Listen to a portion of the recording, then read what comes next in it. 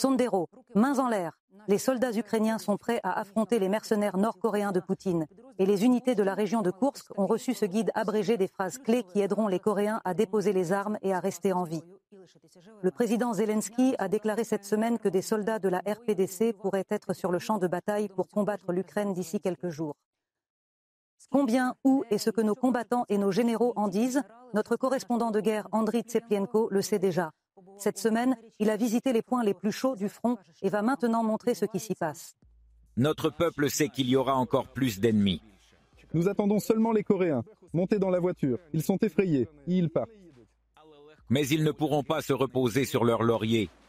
Qu'ils prennent des sacs noirs avec eux. L'ennemi paiera pour chaque pas sur cette terre. Tous ceux qui viennent, tout le monde mourra. Les occupants russes repoussent les Ukrainiens des rues de Selidov, qui comptaient autrefois des milliers de personnes. En début de semaine, la 15e brigade de la garde nationale Karadag a freiné l'avancée des Russes à l'est de la ville. Mais ces derniers jours, les moscovites ont été soudainement renforcés par plusieurs bataillons venus des environs de Pokrovsk et la supériorité numérique de l'ennemi a forcé nos combattants à se replier vers la périphérie ouest de Selidov.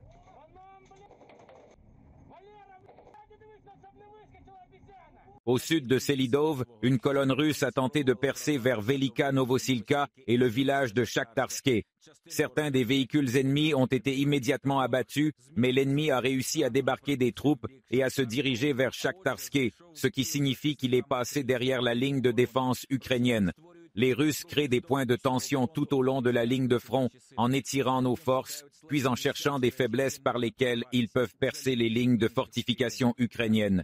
Cela se produit dans toutes les sections de la ligne de front de 1000 km. Mais à l'est, la priorité de l'ennemi se situe actuellement dans deux zones, Pokrovske et Kupianske. Ils avancent constamment, sans aucune pause, c'est-à-dire qu'ils cherchent dans différentes zones des endroits où ils peuvent passer. L'ennemi avance sans épargner sa force. Il meurt. Il passe sur les leurs. Dans une seule zone, pour que vous compreniez, il peut y avoir 200 cadavres et ils passent à travers eux. Ces tireurs d'élite ont récemment été redéployés à Kupiansk par 23 F3, le nom de l'unité de tireurs d'élite du service national des gardes-frontières qui a participé au repoussement de ce qui a probablement été l'attaque la plus importante dans la région de Kupiansk. Le grondement de l'équipement lourd se faisait déjà entendre. Il y avait environ 50 unités, environ 4 ennemis ont été neutralisés dès qu'ils sont descendus du véhicule de combat d'infanterie. Dès que la distance a été réduite à quelques mètres, les tireurs d'élite ont dû prendre des fusils d'assaut et des lance-grenades au lieu de leurs habituels fusils à longue portée. Nous avons déclenché une fusillade. Nous avons détruit l'ennemi, puis nous nous sommes rapprochés. J'ai pris tous leurs documents, leurs radios, leurs trousses de premiers secours, etc. À Voronezh, ils ont chargé. Ils sont arrivés sur place. On leur a dit qu'aujourd'hui, ils devraient monter dans le BMP parce que les Ukrainiens ont peur. Ils y sont donc allés, pensant que tout le monde aurait peur et s'enfuirait, mais ce ne fut pas le cas. Ils ont immédiatement essuyé des tirs et ont été bien touchés.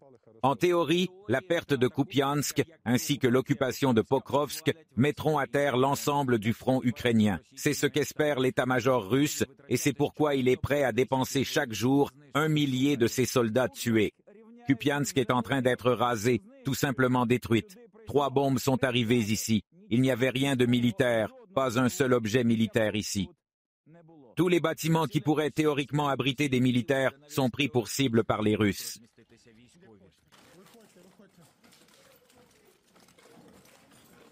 Y a-t-il d'autres personnes?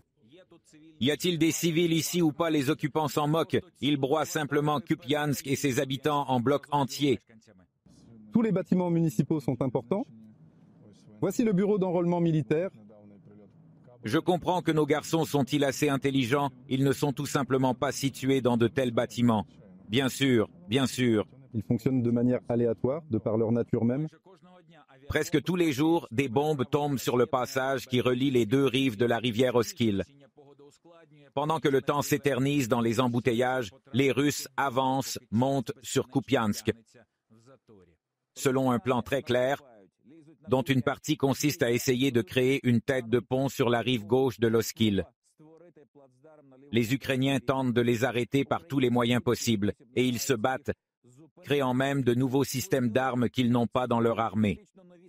L'arsenal de n'importe quel autre pays, par exemple, c'est mini MLRS.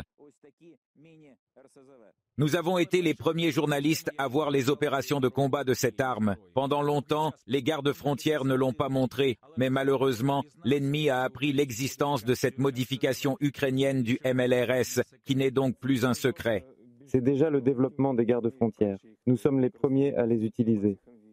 Le service national des gardes-frontières a reçu des systèmes stationnaires croates RAK SAI-12 et il ne s'agit pas seulement d'un lance-roquettes multiple, mais bien d'un lance-roquettes. Lorsque nous avons détruit de nombreux dépôts de munitions, de carburant et de lubrifiants, nous avons également stoppé les attaques ennemies, c'est-à-dire les véhicules d'infanterie. Un interrupteur à bascule permet de passer d'un tir unique à une volée. Le bouton principal vous donne un coup de pouce. Un projectile tiré à partir d'un tel système vole sur une longue distance et explose avec un puissant effet incendiaire. Pour cette raison, les occupants pensent parfois qu'ils auraient été touchés par des HIMARS. Il est plus grand que Grad, plus en épaisseur. Le seul inconvénient d'un système stationnaire est sa faible mobilité. Si l'ennemi le trouve, il n'y a aucun moyen de s'échapper. Les gardes-frontières ont donc conçu leur propre MLRS, en combinant une unité croate et un véhicule tout-terrain de l'armée américaine. Le nouveau système apparaît rapidement là où il est nécessaire d'arrêter une percée de l'infanterie. Il a un rayon de diffusion des éclats d'obus de 30 mètres. Il couvre un carré de 100 mètres sur 200. Il est quasiment impossible pour l'infanterie de survivre sur cette place. Les réactifs ont reçu une cible, le renforcement des assauts russes. À travers les villages dévastés par les bombes aériennes, un HUMV blindé avec un lance-roquettes se déplace en quelques minutes au plus près du front. L'avancée de l'ennemi est évidente. Il y a quelques mois, c'était notre arrière profond. Maintenant, c'est le front. Tout se passe littéralement sous les yeux de l'ennemi. Dans le ciel, ces drones de reconnaissance flottent en permanence. Il ne reste que quelques minutes avant l'impact d'un obus ennemi ou d'un drone FPV et l'équipage s'y prépare. Les obus sont encore dans les airs, mais il faut partir d'ici le plus vite possible. Le point est éclairé. L'installation ne reviendra plus ici. Il faut constamment changer de position et ne pas se répéter. C'est justement pour cela que le mini MLRS a été créé. L'essentiel pour de tels systèmes est le stock de munitions, pratiquement illimité. Nous avons suffisamment des obus. Nous attendons alors les Coréens.